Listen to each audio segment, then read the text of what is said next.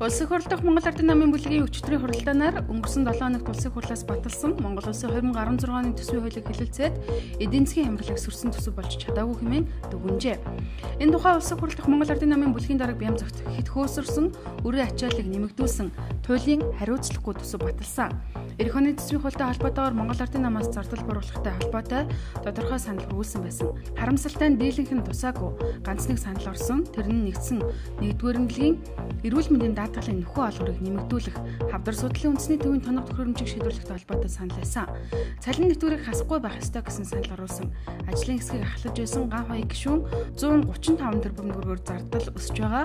Энэ нь цалинтай холбоотой Монгол Ардын намынхны санал гэж байсан. Гэвч онцгой цагтаа эрүүл мэнд боловсролын салбараас бусдынхын цалин эх хонд 10%-аар буурах, эсвэл цомогтгол хийх нөхцөл байдал үүссэн. Ардын нам үнэ эсрэг байсан гэдгийг хэлье гэж мэдэгджээ. Мөн өрийн хэмжээ эх хонд 1.7 их найт төгрөг буюу 850 сая Америк доллараар батлагдлаа. Өөрийнхөө үйлчлэгээний төлбөр буюу зээлийн хүнд 950 тэрбум төгрөг төлнө. Улсын төсөвт маш том дарамт ирнэ. Түүхэндээ бид ийм том өрийн зээлийг хүүтэн төлж байсан тохиолдол байхгүй гэж Монгол Ардын намнаас мэдэгджээ. Мөн улсын хурал дахь Монгол Ардын намын бүлэг үндсэн хуулийн өөрчлөлтийг хэлэлцээд дэмжих боломжгүй гэж өчигдөр мэдээлжээ. Батбаяр нарын гишүүдийн улсын хурал өргөн мэдүүлсэн үндсэн хуулийн өөрчлөлтөөр 50 орчим залт хүндэгдэх болжээ. Энэ нөхцөлд үндсэн хуулийг шинжлэх асуудал яригдана.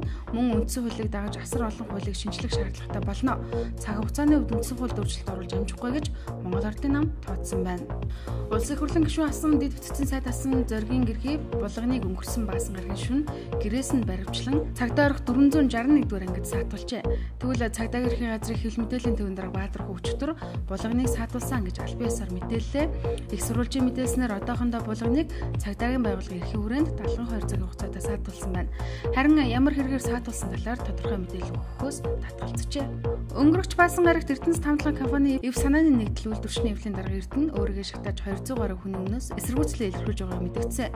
Түүнийг тэр даруйд нь эмнэлгийн яралтай төрийн төсөлмж үзүүлж түлхэнхий төвд хүргэсэн. Харин өнгөрөгч амралтын өдрүүдэд зарим сайтад Эрдэнэд эрүүг үсгэн мөрдөн байцааж байгаа талаар мэдээлэл гарсан. Энэ талаар цагдаа гэрхийн газраас өчигдөр тодруулахад Эрдэнэийг хохирогчоор Сүхбаатар дүүргийн цагдаагийн 1-р хэлтэс шалгаж байгаа. Харин тодорхой албан тушаалтнуудыг эрүүг үеийн 95-1-ээр мөрдөн байцааж байгаа гэж мэдэгдсэн байна. Энэ зүйл залтанд бусдыг амиа хорлоход хүргэсэн гэх үндслэл юм а. Өршөөлийн үйл хэрэгжиж 2070 хүн 20 ангиас суллагдсан. Өршөөх төсдийн 1558 нь одоогоор гэртээ очисон гэдгээ цагдаагийн байгууллагад албан ёсоор мэдэгдэж бүртгүүлсэн байна.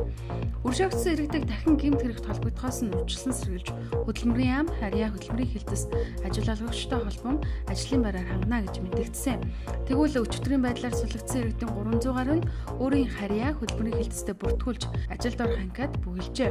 Харин 100 гаруй цалинтай л өнөө маргаашгүй ажилд ороход бэлэн гэсэн хүлээлттэй байна. Хүүтний улирал эхэлж баялаг бүтээн байгуулалтын ажил зогсож ажлын байр хомс тал руугаа шилжсэн. Одоо эрэлттэй ажлын байр нь үйлчлэгээ боловсруулах үйлдвэрийн салбарт гарч байна гэж хөтөлмөрийн яамнаас мэдээллээ. Монгол Улсын ерөнхийлөгч Хэлбэгдорж Франц улсад айлчлал хийхээр өчигдрийг хорноосоо мордсон. Албан ёсны айлчлал 11-р сарын 18-ны лав гарагт эхэлнэ. Айлчлалын үеэр Монгол Улсын ерөнхийлөгч Хэлбэгдорж Франц улсын ерөнхийлөгч Франц Олланд нар хэлцээ их юм.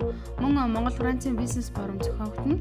Энэхүү албан айлчлалын өмнө ЮНЕСКОгийн 50 жилийн арга хэмжээнд оролцохоор төлөвлөж байсан ч өнгөрсөн баасан гарагийн шөнө Парис хотны олон хядагчид цувраг халдлага үйлдэж олон хүн амир өгдөн тус оронд онц байдал тогтоосны улмаас энэ арга хэмжээнд оролцохоо хойшлуулсан юм а.